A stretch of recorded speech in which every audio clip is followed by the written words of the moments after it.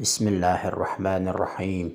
Elhamdülillahi Rabbil alemin. Ve sallallahu ala Muhammedin ve alihi tahirin. Ve la'nu daim ala a'daihim ecma'in. Debat fərarisi suallarımızdan qaçan malqara alverçisinə səhih hesab etdiyi, Qur'an-ı Kərimdən sonra səhih hesab etdiyi Buxaridən bir rivayət oxuyuram. Baxın, görün, Qur'an-ı Kərimdən sonra ən səhih kitab hesab etdikləri kitabda Buxari İslam Peyğəmbərini sallallahu aleyhi və səlləm onun namusunu necə təhqir edir. Biz belə etiqad edirik ki, bu rivayətlər Peyğəmbəri təhqir etmək üçün ora əlavə edilib və hətta Ayşənin adından da yalanlar uydurulub. Amma rivayəti oxumamışdan qabaq, təbii ki, Peyğəmbərin məhzərindən üzrxahlıq edirik, üzr istəyirik. Məcbur ol bunu oxuyaq və göstərək ki, bu vəhabilər Buxari necə Peyğəmbəri təhqir eləyib və bu kitabı Quran-ı Kərimdən sonra ən səhih kitab hesab edirlər. Və niyə görə həm də bunu deyirik? Ona görə ki, Şiəyə böhtan atırlar ki, Şiə Peyğəmbər namusuna dil uzadır. Baxın, görün, Peyğəmbər namusu, Peyğəmbərin məhrəmi haqqında nə deyiblər? Hansı vəhabi özü razı olar ki, öz xanımının bu hadisəsi, bu vəziyyəti kişilərə danışılsın, ravilərə danışılsın, onlar da nəsildən nəsilə ötürsünlər, gəlib bu günümüzə qədər çatsın. Hansı vəhabi buna razı olar? Və malqara alverçisindən də tələb edirik, çıxıb bu rivayətə cavab versin. Sahih-ül Buxari kitabına müraciət edirik. Dorar.net saytında həmin rivayət qoyulub. 2037 rəqəmli rivayət. İ'təkəfət ma'a Rasulillahi sallallahu aleyhi və səlləm əmrəətun min əzvacihi mustahazatun. Deyir, Peyğəmbərlə sallallahu aleyhi və səlləm zövcələrindən, xanımlarından, həyat yoldaşlarından biri etiqaf saxlayırdı. Məsciddə xüsusi bir növ ibadətdir. Mustahazatun və bu qadın da mustahaza idi. Qadından üzr istəyirəm, 3 qan gəlir ki, biri nifas qanı doğuşdan sonra, digəri heyz qanıdır, xəstəlik zamanı, bir də istihaza qanıdır. Hərəsinin xüsusi hökmləri və vəsfləri var şəriətdə. Bu qadın da mustahaza idi həmin vaxt və Peyğəmbərlə etiqaf edir məsciddə. Fəkənət təral humrətə və sufra və qırmızı sarı qan görürdü həmin qadın. Ondan qırmızı sarı qan gəlirdi.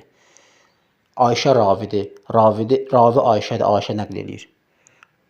فَرُبَّمَا وَضَعْنَا التَّسْتَ تَحْتَهَا وَهِيَ تُصَلِّي. Biz deyir, onun altına bir dənə böyük qab qoyurduq, vanna kimi, və o da namaz qılırdı. Həmin rivayətə oxşar rivayət Sahih-ül Buxarıda 309 rəqəmli rivayətdir. Deyir, ənnən nəbiyyə sallallahu aleyhi və səlləmə ətəkəfə mə'ahu ba'du nisaihi. Deyir, Peyğəmbər sallallahu aleyhi və səlləm onunla birlikdə xanımı namaz qılırdı. وَهِيَ مُسْتَحَاضَةٌ تَرَدَّمْ. O müstəhaza idi və qan görürdü. Ondan qan gəlirdi, xəstəlik vaxtı idi. فَرُبَّمَا وَضَعَتِ تَسْتَ تَحْتَهَا مِنَ الدَّمْ. Deyir ki, altına bir dənə vedrə qoyurdu, qan ora tökülsün deyə. Baxın, Peyğəmbərin məhrəmi haqqında, xanımı haqqında, namusu haqqında görün nəyi bəyan ediblər. Ayşəyə görün nə nisbət veriblər. Təsəvvür ilə hansı vəhabi 2 dənə xanımı olsa razı olar ki, bir xanımı, o birisi xanımın bu hadisəsini kişilərə danışsın. Amma Ayşəyə bu böhtan atıblar. Ayşə həmin Peyğəmbərin başqa xanımı haqqında, Peyğəmbərin başqa xanımının bu vəziyyətini ravilərə, kişilərə danışır və onlar da özündən sonra nəsil bə nəsil ötürürlər. Hələ utanmaz Dorar.net saytında buna şərh də veriblər. Bu xanım kim idi? Səudə idi, yaxud Rəmlə idi, Ümmü Həbibə, Əbu Süfyanın qızı, Muaviyyənin bacısı və yaxud da Zeynəb bint Cəhş idi. Bu 3 xanımdan biri idi Peyğəmbərin xanımı, möminlərin anası. Və sonra deyir ki, وَرُبَّمَا وَضَعَتِ التَّسْتَ وَهُوَ وِعَاءٌ وَسِعٌ. Deyir, bir dənə vanna qoyurdu, tast qoyurdu ki, bu da geniş bir dənə, böyük bir dənə qabdır. Təhtəhə altına min əcli ən yənzilə fihi həzəddəmul kəsir. Ona görə ki, ondan gələn qan bu qabın içinə tökülsün. La ilahə illallah.